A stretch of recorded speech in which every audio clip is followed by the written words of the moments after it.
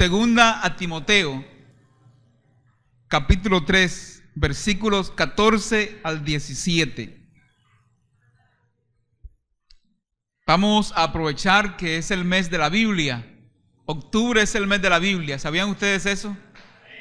Octubre es el mes de la Biblia. Y el 31 de octubre celebramos el día de la Biblia, ¿cierto? Algunos todavía, las brujas. Ese, no, mejor no digo eso. 31 de octubre, día de la Biblia. Martín Lutero, 31 de octubre de 1517. ¿Qué pasó ese día? Amaneció normal, se oscureció normal, la gente durmió normal. 31 de octubre de 1517, Martín Lutero, un monje agustino, recoge el sentir de 2-3 siglos de historia de la iglesia y clava 95 tesis en la puerta de la iglesia en donde él daba su cátedra doctoral e invita con esto al diálogo, a pensar sobre algunas cuestiones que en la iglesia no estaban bien. Martín Lutero nunca quiso hacer un rancho aparte, nunca quiso alquilar un garaje y sacar una personalidad jurídica extendida o especial o algo así con el Ministerio del Interior o cosas así por el estilo. Más bien quiso invitar al diálogo, pero había un papa en su tiempo bastante recalcitrante, el Papa León X. Esto me hace recordar de una escena de un bautismo donde el sacerdote le pregunta al papá: ¿cómo le vas a llamar, hijo, al niño? Le dice: Yuca Tigre 14. Yuca Tigre 14, hijo, pero eso no es un nombre para tu hijo. ¿Y por qué hay uno que se llama Papa León XIII? ¿Ah? Y el Papa León X condena, anoten chiste, Yuca Tigre 14. Papa León X condena a Martín Lutero y los comulga con una bula papal. Y Carlos V acuña el término protestante. De ahí en adelante nosotros somos... ¿Cómo? Protestantes. Pero dígalo así, como un protestante, ¿no? Sí. Nosotros somos, de ahí en adelante nosotros somos ¿qué? Protestantes. Mejor dicho, ¿qué cara de protesta, ¿no? De ahí en adelante nosotros somos protestantes, somos los protestantes. Hasta Concilio Vaticano II, las relaciones con la Iglesia Católica estuvieron tensas. Ahí se nos llama entonces ya hermanos separados. Y Juan Pablo II reconoce que la Iglesia se equivocó con Lutero, como también se equivocó con Galileo Galilei. Hermanos, meditamos esta mañana entonces en el marco de octubre, mes de la Biblia, y pensando en el 31, día de la Biblia. Pablo a Timoteo en su segunda carta dice así: pero persiste tú en lo que has aprendido y te has persuadido. Segunda Timoteo 3:14. Sí. Segunda Timoteo 3, no dije eso, no. Bueno, otra vez. Hermano, buenos días. Los niños pueden salir a su clase. Segunda Timoteo 3:14 al 17. Pero persiste tú en lo que has aprendido y te has persuadido, sabiendo de quiénes lo has aprendido, y que desde tu niñez has conocido las sagradas escrituras, las cuales te pueden hacer sabio para la salvación por medio de la fe que es en Cristo Jesús. Toda la escritura es inspirada por Dios y es útil para la enseñanza, para redarguir, para corregir, para instruir en justicia, a fin de que el hombre de Dios sea maduro, perfecto, enteramente capacitado, preparado para toda buena obra. Recordemos que Pablo escribe la segunda carta a Timoteo. Esta es la última carta. Se dice que esta es la última carta de Pablo y la escribió en la cárcel. Por eso en el capítulo 4, versículo 9, encontramos ahí ya la despedida de Pablo. Ya él ve que va a morir, siente, percibe que va a morir. Y entonces escribe, este es como su legado, su última carta, su último deseo. Y vemos a un hombre firme en sus decisiones frente a lo que ha creído. Pero la carta se escribe en medio de un ambiente emocional bastante cargado. Hay algunas crisis que se presentan en la carta, como lo digo en mi libro. Aunque ustedes no lo crean, yo escribí un libro. En mi libro El valor de predicar, un capítulo que se llama Se me olvidó. El veterano le da clase a quien inicia. Y digo yo ahí en ese capítulo que en la carta a Timoteo, en la segunda carta, podemos ver por lo menos 4 crisis. Primero, una crisis emocional. Timoteo es un hombre con temores. Pablo es un hombre que está experimentando su soledad. Segundo, una crisis vocacional. Hay gente que se va. Figelo, Hermógenes, hay gente que ha faltoneado la fe y que ya no está. La crisis de la vocación. Tercero, una crisis moral. En el capítulo 3 dice, debes saber esto, en los postreros días serán tiempos peligrosos, días difíciles. ¿Por qué? Por el carácter del hombre en los postreros días. No porque habrá un cataclismo, un mal natural, sino por el mal moral. Y es bueno recordar eso, especialmente en estos días que hay una fiebre apocalíptica, que la luna se puso en rojo, que el sol no sé qué cosa, que el Papa dijo no sé quécito, puras y meras especulaciones. Pasa cuando nos alejamos de la palabra y la Biblia. El carácter, los últimos días serán peligrosos, no porque va a caer un meteorito, serán peligrosos por el carácter, por la corrupción del corazón humano. Decíamos esta mañana en la primer culto, ¿por qué tenemos ejércitos? ¿Para defendernos de quién? De nosotros mismos. ¿Por qué hemos creado bombas atómicas? ¿Para defendernos de quién? ¿Para pelear contra quién? ¿Por qué tenemos submarinos armados apuntando contra el otro? ¿Para qué? ¿Para defendernos de quién? De nosotros mismos. ¿Por qué tenemos esta carrera armamentista? Se dice que somos la primera generación de la historia que puede autodestruirse en cuestiones de minutos. ¿Para defendernos de quién? De nosotros mismos. Entonces, la crisis moral, el carácter de los hombres en los postreros días, hombres con 2 amores, amantes de sí mismos y amantes del dinero. Y la última crisis que presenta la carta, la crisis hermenéutica, lo que se llama hoy la religión a la carta, la fe a la carta. Ya la gente decide qué escuchar, dónde escucharlo, cómo escucharlo. Pablo dice en capítulo 4 de 2 Timoteo, vendrá el tiempo cuando no soportarán la sana doctrina y se amontonarán maestros de acuerdo a sus concupiscencias. Y ese es el cuadro, el perfil del religioso posmoderno. Usted viene aquí ahora en la mañana y escucha al pastor Giovanni predicando. Luego va en la tarde y enciende la televisión y escucha otro mensaje. Luego, antes de dormir, lees a Walter Mercado. Y mañana por la mañana lees el periódico, la revista, y dice, claro, ahora entiendo lo de la palabra ayer, es que yo soy Capricornio.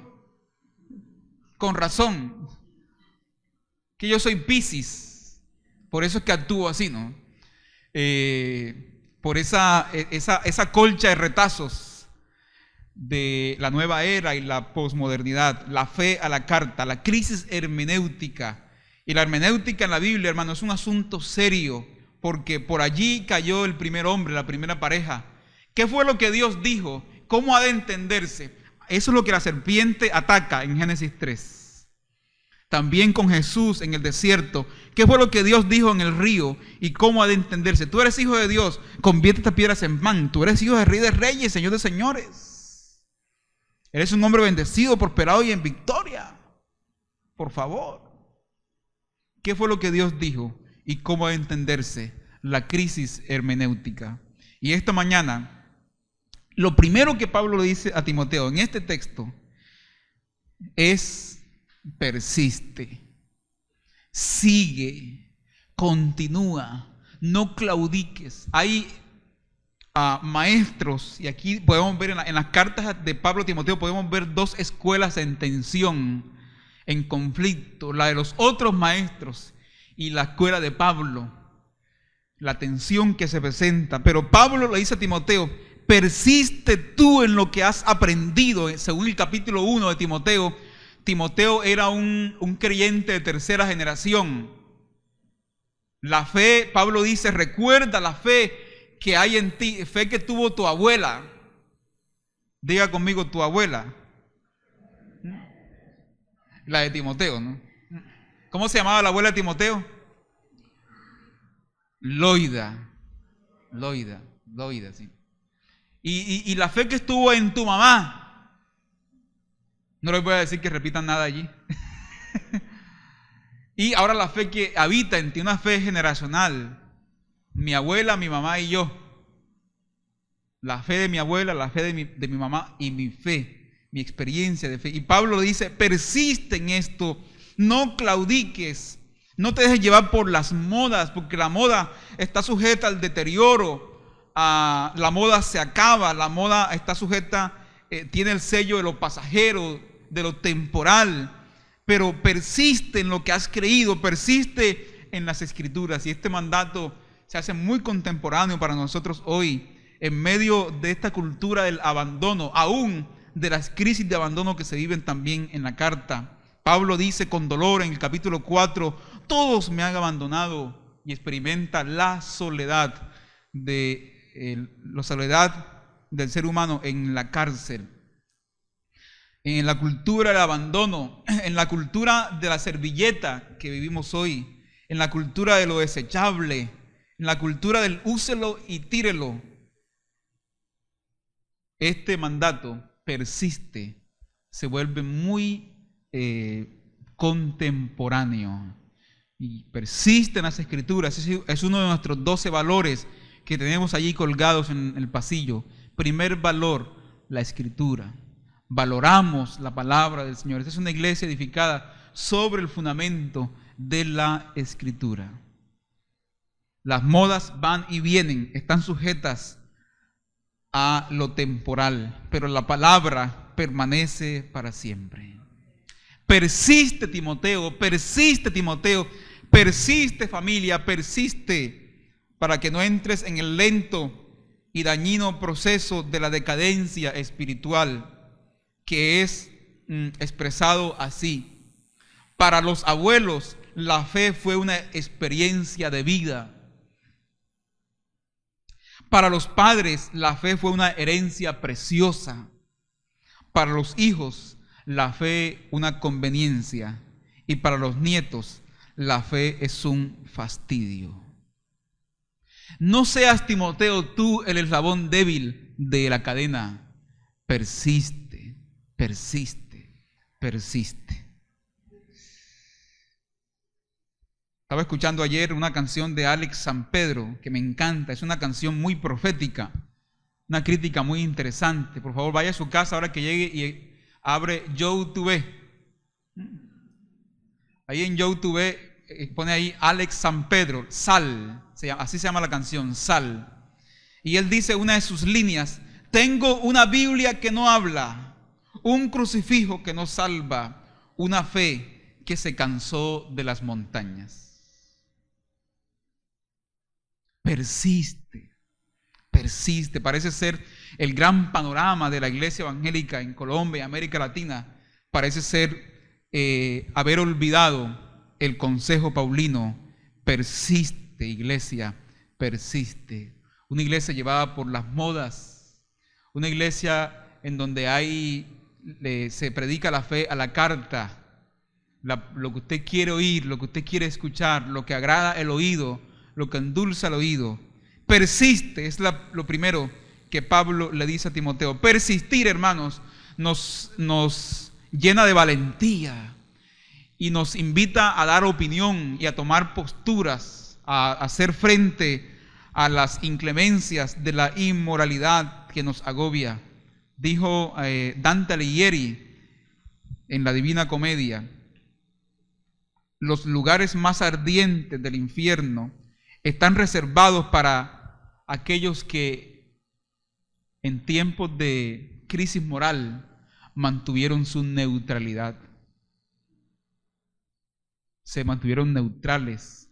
Obviamente es una descripción de la Italia de su tiempo, una metáfora de la Italia de su tiempo. Entonces, para nosotros, hermanos, como creyentes, no cabe duda de la importancia de la Escritura en la vida de la iglesia, ¿cierto? Por lo menos teóricamente. Teóricamente, como un amigo me decía que se iba a mudar para esa región de la teoría, porque en teoría todo es perfecto. En teoría. Entonces nosotros creemos en teoría la importancia de la palabra de Dios, pero hay un rechazo práctico, no abierto, más bien sutil. Y Jesús en el sermón de la montaña, de la llanura, perdón, en Lucas 6, advierte sobre la tentación de vivir con una declaración correcta de fe. Lucas 6:46. ¿Por qué me dicen Señor, Señor? Y no hacen lo que yo les digo. El peligro de esa dualidad, de esa ambivalencia. Tener una confesión correcta, Señor, Señor, pero una vida, una práctica incorrecta. Y Jesús nos advierte sobre la posibilidad de caer en esa tentación, de ese rechazo sutil, lo que ha sido llamado el ateísmo práctico. Es decir, no declaro abiertamente que Dios no existe, pero vivo como si Dios no existiese. Lo segundo que Pablo le dice a Timoteo respecto a la Escritura es: toda la Escritura es inspirada por Dios. Ese adverbio ahí de cantidad, toda, puede también ser tomado como uno de totalidad, de plenitud. No solo las partes que más me gustan, sino toda la palabra. Hay una tendencia evangélica en parcelar los textos de la Escritura. Este sí, este no, este sí, este no. El doctor Milton Acosta habla de la enfermedad evangélica, la versiculitis.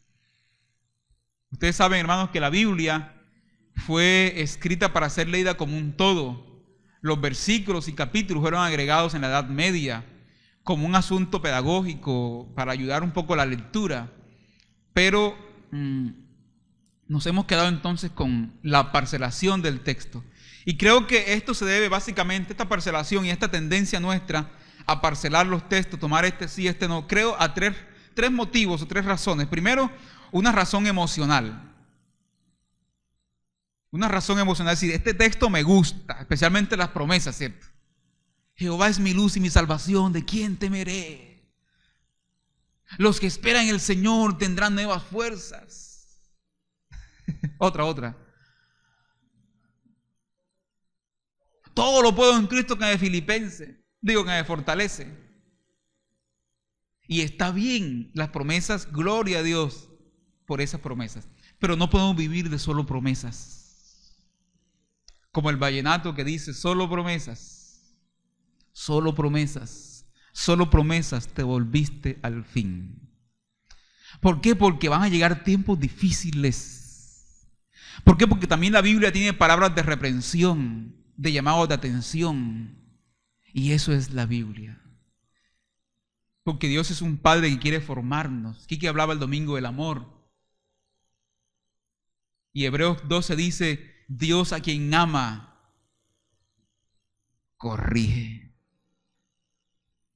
¿Cuál es nuestra tendencia como hijos cuando nos disciplinan? No me amas.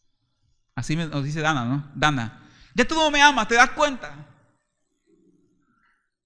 Ya tú no me amas. Y uno como, caramba, ¿será que? ¿Verdad?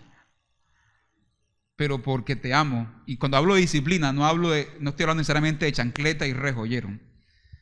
Porque la disciplina tiene que ver con otros asuntos. Entonces, la primera razón por la cual creo que parcelamos los textos es una razón emocional. Que este texto me gusta. Y eso está bien, que te emociones. Pero la segunda razón creo que es una razón moral. Es decir, parcelamos los textos, este sí, este no, porque hay textos que me confrontan demasiado. que hablan de mi pecado, que hablan de mi lengua, que hablan de mi sexualidad, que hablan de cosas que yo debo hacer. Leíamos anoche en el devocional Salmo 139 y hay una parte que dice, al final, la parte final del Salmo dice: examíname, Señor, y mira si hay en mí camino de perversidad y guíame por el camino recto. Y cuando leíamos esa palabra y nos quedamos en silencio, Dana empieza a llorar. Papi, mami, yo quiero confesarles algo. ¿Te acuerdas que esta semana pasó esto así con María José? Así yo les mentí. La palabra haciendo lo suyo. La palabra haciendo lo suyo. Examíname, Señor. Esta mañana decíamos, como decíamos en el tiempo de antes, ustedes que son los mayores aquí, curucutéame, Señor. ¿Se acuerdan de esa palabra? ¿Se acuerdan, sí? ¿Tú qué haces curucuteando eso ahí? Señor, curucutéame. Mira a ver si... Entonces hay una razón moral. Miren la bibliofobia que hay hoy en la sociedad. Uno no puede abrir la Biblia por ahí en cualquier parte porque lo tildan de fundamentalista, fanático, ¿cómo es? Chapado a la antigua, out, lo que sea. Entonces, el horóscopo es más viejo que el texto bíblico. Pero el horóscopo sí se abre en los programas de televisión, en las revistas famosas hay horóscopo. El horóscopo viene del antiguo Sumerio, de los antiguos sumerios, babilonios, que creían que los astros gobernaban los destinos. Por eso en el texto de Génesis dicen: el sol está para mostrar el día y la luna la noche. Ya, los desmitifica. No son fuerzas, no se pueden adorar, son simplemente lumbreras. Porque el texto ya entra en conflicto con esa forma de creer y de percibir esas realidades. Aún nuestros antepasados aquí, Bachué, la luna, la madre tierra, la Pachamama, toda esa divinización de las fuerzas de la naturaleza. Y la palabra llega a hacernos libres. Entonces, ¿quién es más anticuado? ¿Ustedes que leen el horóscopo o yo, que leo un texto muy actual? Uno lee por lo menos las profecías de Miqueas, por ejemplo. Aunque ustedes no lo crean, hermanos, Miqueas es un texto de la Biblia, es un libro bíblico. Miqueas, uno lee la profecía de Miqueas y dice: pero esto es lo que está pasando en el país, pero esto es lo que pasa con la corrupción en medio nuestro. ¿Cómo puede ser un texto tan actual, tan contemporáneo? Entonces no es porque sea un texto viejo, antiguo, es por lo que va a producir y por lo que produce. Porque viejos son ustedes que leen el horóscopo, chapajo a la antigua. Y en tercer lugar, una razón sencillamente práctica: hay pereza. En español, flojera. Ya, así. Hay flojera para leer la Biblia. Por ahí hay una canción de Santiago Benavides, ¿no? La pueden escuchar también en YouTube. La Biblia, creo que se llama, que la Biblia estaba en coma porque nadie la leía. Entonces ella se vistió de jean, se puso no sé qué cosa. Total es que para ser más atractiva, se puso un jean, se puso aretes, la Biblia, Santiago Benavides. Hermanos, toda la palabra, y aquí quiero hacerles libres esta mañana de algo. Toda la palabra está para ministrar tu vida. Dígame a eso. Y todavía no hemos entendido por qué, pero dígame adelantado. Nosotros venimos aquí al culto y hemos reducido la administración a un espacio muy pequeño de vez en cuando. Entonces nosotros decimos: bueno, el pastor hoy ministró. Léase como llamó a algunos enfrente, oró por ellos, llamó a los líderes de la iglesia, oraron, ministraron a la gente. Eso es ministrar. Saben, hermanos, que ese concepto es relativamente nuevo en la historia de la iglesia. Se dice que ese concepto de la administración, así como lo entendemos nosotros, empezó en Estados Unidos con los avivamientos del siglo XIX-XX. Pero que para nosotros como creyentes, en todo culto hay ministración. En todo culto hay ministración. Porque la presencia y la palabra de Dios se predica, Dios ministra, Dios habla. Algunos nos hace coger rabia, otros nos hace reír, otros nos hace llorar, pero es la palabra la que habla y la palabra me ministra. Habrá tiempos de vez en cuando en donde percibimos del Espíritu de Dios llamar a algunos enfrente, un grupo en particular, la iglesia, en fin, pero no podemos reducir el mover del Espíritu de Dios y su ministración a un espacio. Usted es ministrado esta mañana por la palabra. Y aunque no le llame acá enfrente, usted sale ministrado por la palabra. Amén, hermanos. Ahora sí, diga amén con gozo. Lo tercero que Pablo dice a Timoteo es que la palabra es inspirada. La palabra inspiración, el término, significa que Dios la ha soplado sobre el escritor divino, sobre el autor bíblico, que la palabra es su aliento cercano, que es su deseo. Cuando escuchamos a alguien declamar, cuando escuchamos a alguien cantar, predicar y decimos, uy, ese tipo se inspiró. ¿Qué queremos decir? Que se inspiró, ¿cierto? Como uno iba a esos, cuando yo estudiaba en primaria, bachillerato, me ponían tareas y iba a averiguar los términos. Teníamos un diccionario así, y uno iba al diccionario a buscar la inspirar, dícese de acción de inspirar. Oye, hermano, mejor dicho, dícese. Dícese de acción de inspirar. Qué descubrimiento, ¿no? Cosa tan interesante. Dios entonces sopla su palabra. Esto nos recuerda el texto de Génesis capítulo 2, versículo 7, donde Dios crea al hombre y... Para ustedes que decían que yo no soplaba, ¿no? Miren. Dios sopla sobre el hombre aliento de vida y forma al hombre. Hay una intención en Pablo en decirnos eso. Que esta palabra es la palabra, así como aquella del Génesis, esta acción de Dios para formar al hombre. Dios te está formando. Dios nos está formando. Dios nos está preparando. Y ustedes me han escuchado decirlo. Mientras que el diablo entrena, la iglesia entretiene. Entonces, Dios nos está formando. Él quiere formarnos. Quiere formarnos para la vida. Quiere formarnos para ser una nación distinta, un pueblo diferente. No para que nos creamos los diferentes, sino para que desde esa diferencia invitemos a otros también y mostremos la herida profunda que esta sociedad tiene y que necesita ser redimida. Lo cuarto que Pablo dice a Timoteo es que esta palabra es útil. Es decir, es una palabra que sirve para aquellos. Bueno, ¿y la Biblia para qué sirve? La palabra sirve. La palabra es, si queremos llamarla así, tiene una dimensión pragmática. Uno espera de ella resultados. ¿Qué es lo que ella hace? Ahora, ella sirve porque la fuente garantiza su utilidad, la fuente de donde ella procede, es decir, la boca de Dios, el deseo, el corazón de Dios. Y hay ahí unos para. ¿Sí leyeron que hay unos paras ahí? Hay 4 paras. Para enseñar. Para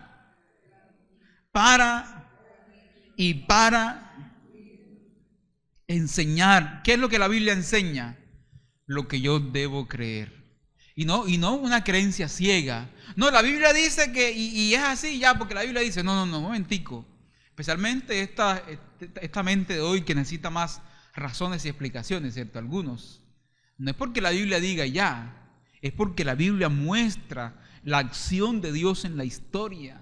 Registra eso y cómo muestra el corazón humano y la necesidad de salvarlo, porque Él no ha olvidado su creación, quiere redimirla.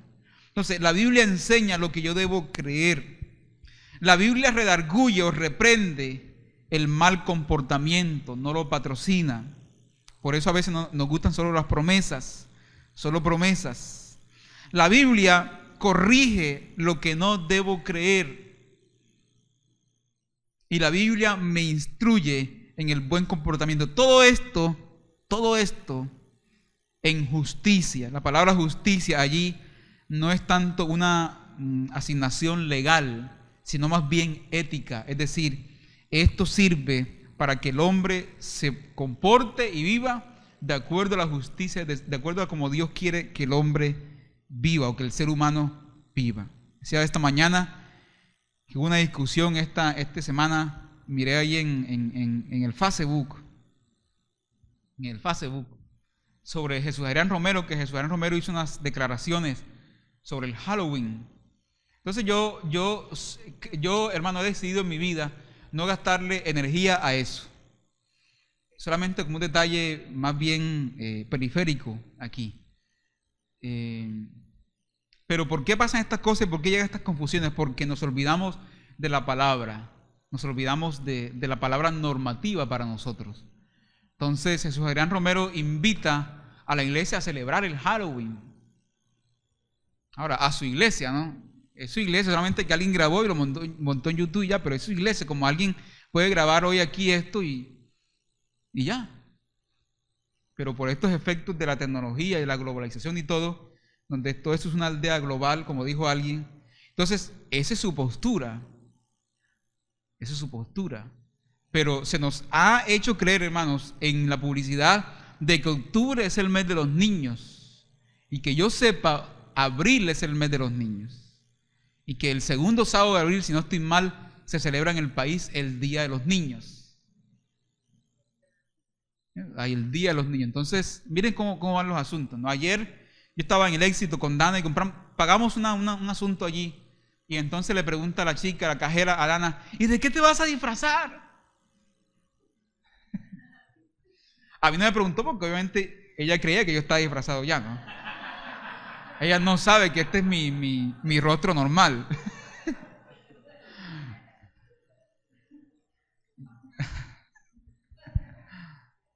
Entonces yo le dije, no chica, nosotros no nos disfrazamos el 31, más bien nos quitamos los disfraces y las máscaras y nos vestimos de Cristo, nos vestimos de Jesús. Chévere, ¿cierto? Oh, hermano, se me salió así. Mire, y aquí sí, me inspiré, sí. Y aquí está lo que quería decir con este día. No cogemos este día para satanizar a nadie. Esto es el diablo, que la máscara, que el color negro, que... Mire, hermano, en la Biblia el diablo no está para asustar a la gente. En la Biblia el diablo está para engañar. Y Pablo dice que él es el maestro de los disfraces. Y para engañarnos usa su mejor disfraz. ¿Cuál es su mejor disfraz? Se disfraza como ángel de luz, como un mensajero de la luz. ¿Y tú qué pensabas que el diablo te iba a salir una noche? Ay, pastor, me asustó el diablo anoche. Ojalá fuese así.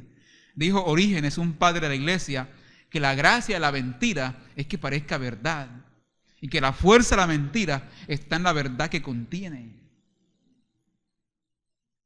Entonces, aprovechemos este día para hacer evangelismo. No el evangelismo tradicional, perder partida de sinvergüenza, al infierno todo. Que no se arrepiente. Estuve el fin de semana pasado con un grupo de evangelistas, entonces tengo todavía ese fervor evangelístico, ¿no? Me contagiaron. Pero no es así, es mostrar el amor. Esta mañana citaba las palabras de Betico con la hija, Beto Calvo, y a Isa, ¿no? Isa decía, papi, tenemos que disfrazarnos. Entonces él le explicó, hija, no, nosotros podemos porque es que esto no, a Dios no le gusta que nos disfracemos así. Ella le decía, pero papi, pero en el colegio las niñas se van a disfrazar. Y entonces le decía, pero es que ellas no saben. Entonces ella hizo.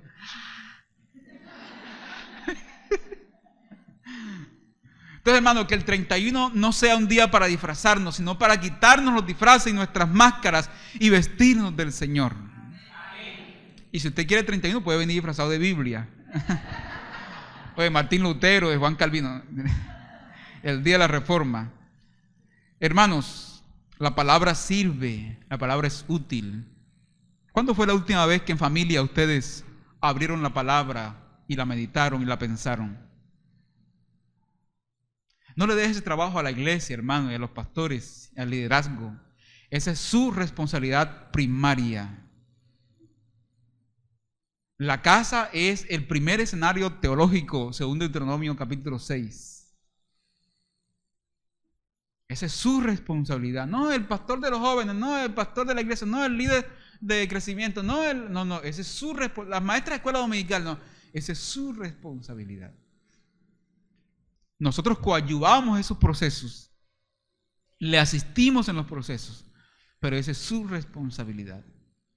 No piense como se piensa el sistema de educación del país, que mandamos a los hijos al colegio para que el colegio haga con ellos lo que nosotros en casa no hacemos. Dijo Pepe Mujica, la escuela no puede arreglar los rotos que el niño trae a la casa.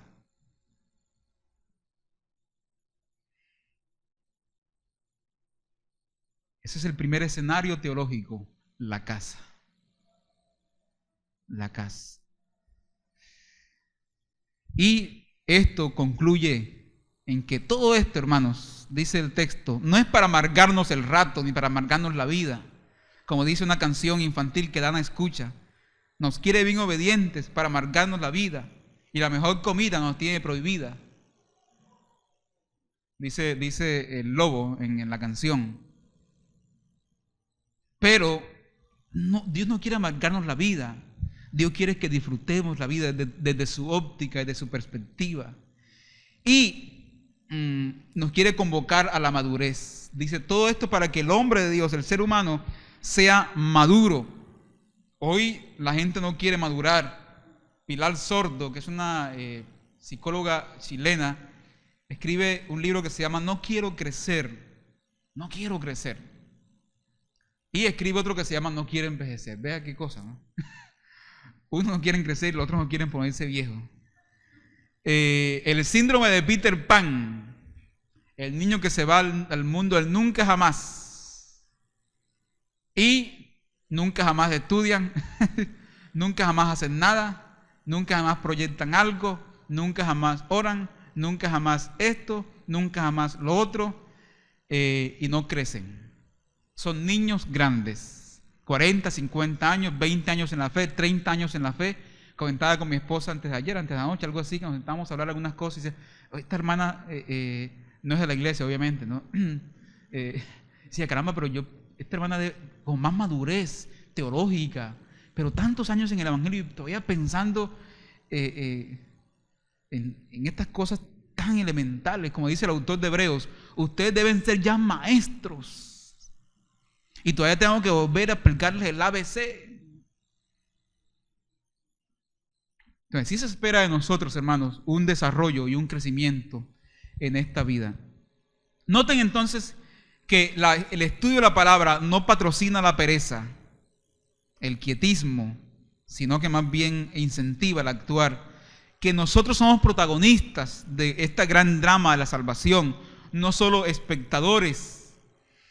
Que la Biblia es como el libreto que nos muestra el guión, que nos muestra cómo debemos actuar, y que la salvación no es escape de este mundo, sino actuación en este mundo. El versículo 15 dice, ellas te pueden hacer salvo para la salvación que es en Cristo Jesús.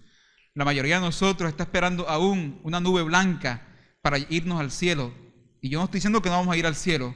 Lo que digo y lo que dije esta mañana es que el 99.999% de la Biblia no habla de nuestra vida en el cielo, sino de cómo debe ser nuestra vida aquí y ahora. Por la sencilla razón de que Dios está formando aquí una nueva creación, un nuevo ser humano, una nueva comunidad.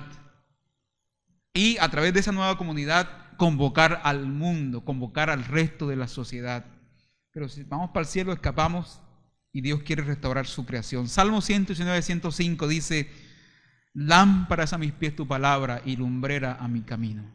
Finalmente el texto creo que nos desafía a no vivir ese divorcio que a veces percibimos, que por un lado va el púlpito, la predicación, y por otro lado va la vida.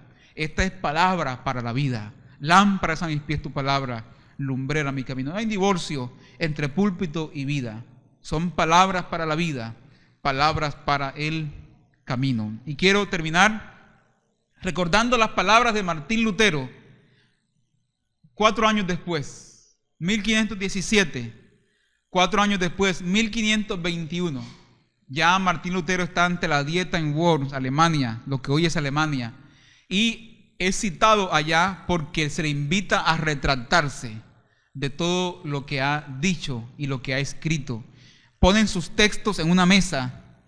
Y ahí está el Papa León X, están los caballeros alemanes, está el emperador y Federico el Sabio también.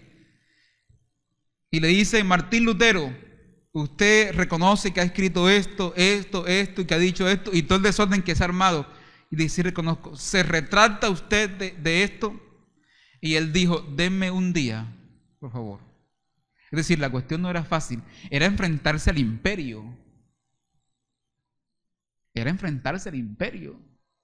Los dueños de las tierras. Cuando España vino aquí a América Latina, vinieron creyendo que Dios les había entregado estas tierras. Entonces no era una cuestión fácil. Que por la iglesia que Dios le había entregado esta tierra. Y vinieron con una espada en lo que se conoce como la leyenda negra. Una espada en la mano y la cruz en la otra. Martín Lutero pidió una noche. Y esa noche vivió una de las crisis. Y escribió un himno que aparece en Fe y Alabanza. Castillo fuerte es nuestro Dios. Castillo fuerte es nuestro Dios, defensa y buen escudo. Con su poder nos librará en este trance agudo. Con furia y con afán, acósanos, Satán. En fin, al día siguiente, otra vez se le hace la misma pregunta y se le obliga a retractarse. Y él dice lo siguiente: a menos que se me persuada por testimonios de la Escritura o por razonamientos evidentes, porque no me bastan únicamente las afirmaciones de los papas y los concilios, puesto que han errado y se han contradicho a menudo. Me siento vinculado con los textos de la Escritura que he citado y mi conciencia continúa cautiva de la palabra de Dios. Ni puedo ni quiero retractarme de nada, porque no es seguro ni honrado actuar en contra de la propia conciencia. Que Dios me ayude.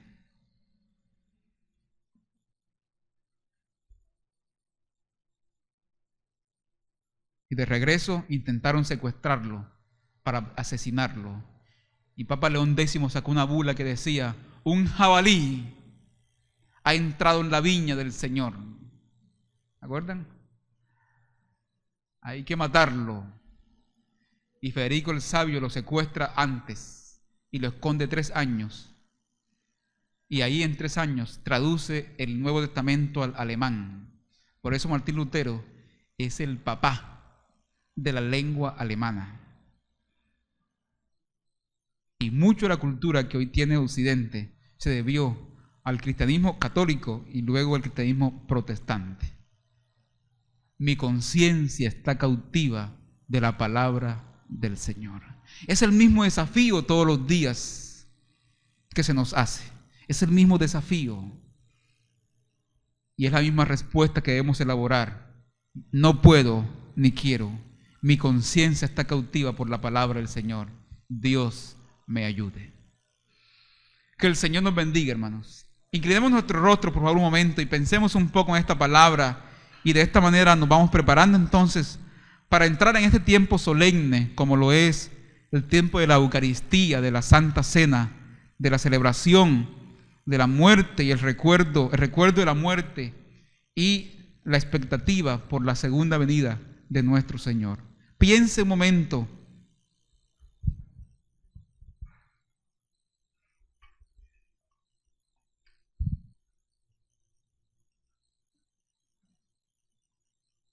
Señor, gracias por tu palabra esta mañana, Señor. Por invitarnos a un cambio a través de ella. Permite, Señor, que esta semana, así como desafiaste con el amor, nos desafíes ahora con tu palabra a desempolvarla, a leerla, a reunirnos en familia y a cultivar la fe, para que la fe no nos sea mañana un fastidio. Gracias por tu presencia en este lugar, Señor. Gracias por tu amor y por tu misericordia. Gracias por hablarnos con tu palabra en esta mañana.